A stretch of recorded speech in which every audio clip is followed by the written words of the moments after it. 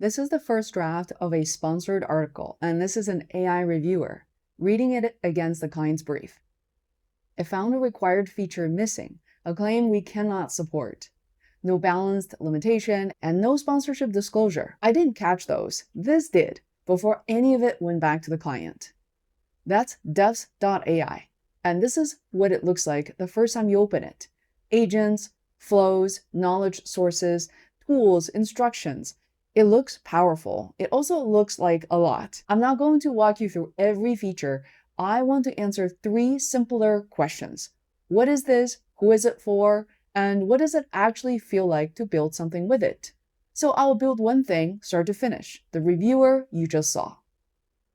This is something I understand well because at Feisworld, we regularly work with brands on sponsored articles, videos, and other content. Before something goes back to a client, we may need to check whether the draft includes the right product features, follow the brief, avoid unsupported claims, includes the proper disclosure, and still sounds natural. That kind of review can become repetitive, especially when you are managing multiple deliverables at the same time. So let's take a look at how Devs.ai might help. At a high level, Devs.ai is a platform for building AI agents and workflows around business tasks. Instead of opening a general chatbot every time and rewriting the same prompt, you can now create something more structured. You can give an agent a specific role. For example, you can provide it with company information or documents. You can define the steps it should follow, and you can control how the final response should be organized. The important word here is structure. Devs.ai is not just trying to give you another place to ask an AI question. Instead, it's trying to help you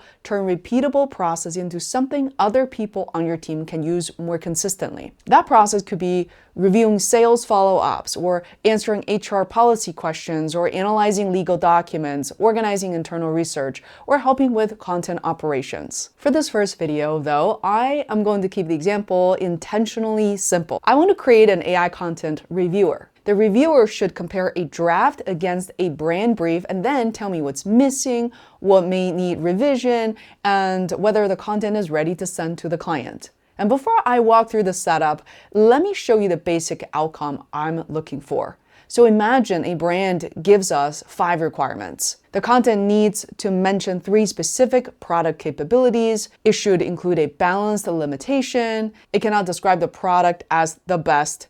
It needs a sponsored disclosure, and it should end with a clear call to action. That's actually pretty standard when it comes to working with creators like myself. Now imagine the first draft only mentions 2 of those 3 capabilities. It calls the product the best solution available. It does not include a limitation, and the disclosure is missing. A useful AI reviewer should identify those problems clearly. It should not just rewrite the entire article without explanation.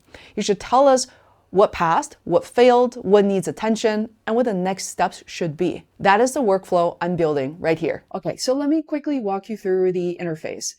So on the left-hand side, when you hover over, you have chat, agents, build, analytics, and documentations. And when you click on various models, you'll realize that you can actually choose the ones that you prefer to work with. You have access to models such as OpenAI, Anthropic, Google, Perplexity. So what if I go ahead and actually build an agent? Clicking on agent here, or simply click on create an agent. I'm going to say the name of the agent is Content Review Assistant. And to save you some time, I've previously kind of prepared this, which is review a draft against a client brief. As a content creator, that's what I do, and return a pass-fail checklist, flagged claims, and an overall status. That is way more specific than just help me with marketing or help me with writing. You can even create a character. You can also create something called an opening message. So instead of that, I want to say, hey, paste and attach the draft you would like reviewed, and we'll go from there. So very streamlined. And here you can give a very detailed instruction. Let me go ahead and expand this, or like this, give you an idea. You're an experienced content operator editor at a digital media agency. What to check? Pass, partial, fail. And I define what it actually means.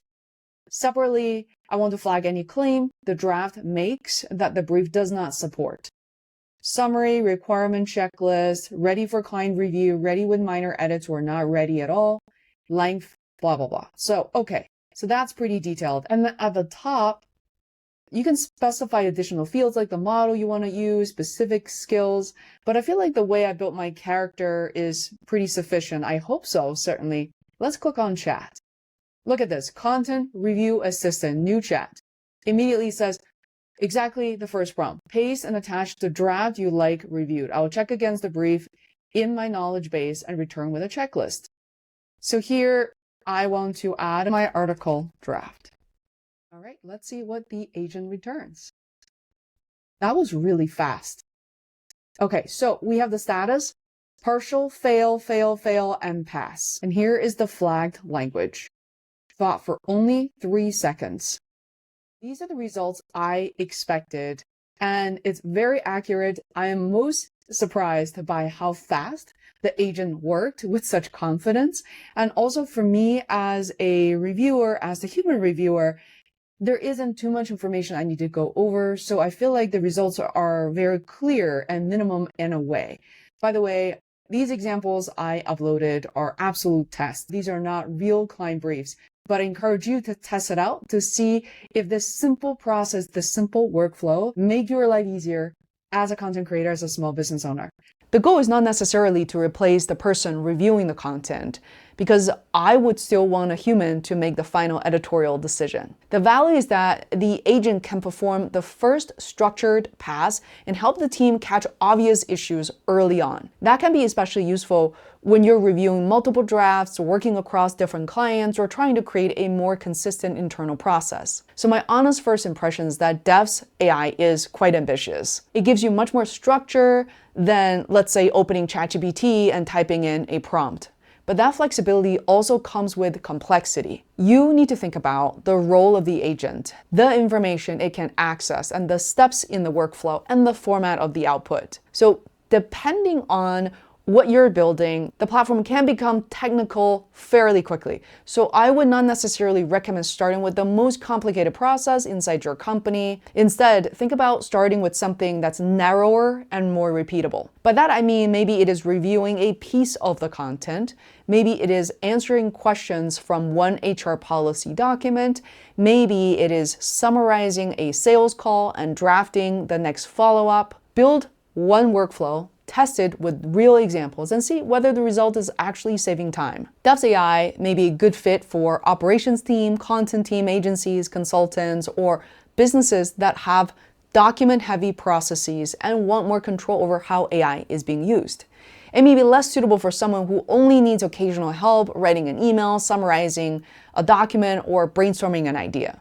For those tasks, a general AI assistant may be faster and easier. The big opportunity with Devs.ai is creating something reusable and repeatable. Instead of one person knowing the perfect prompt, you can potentially build a workflow that the rest of the team can use and leverage. That is where I think the platform becomes more interesting.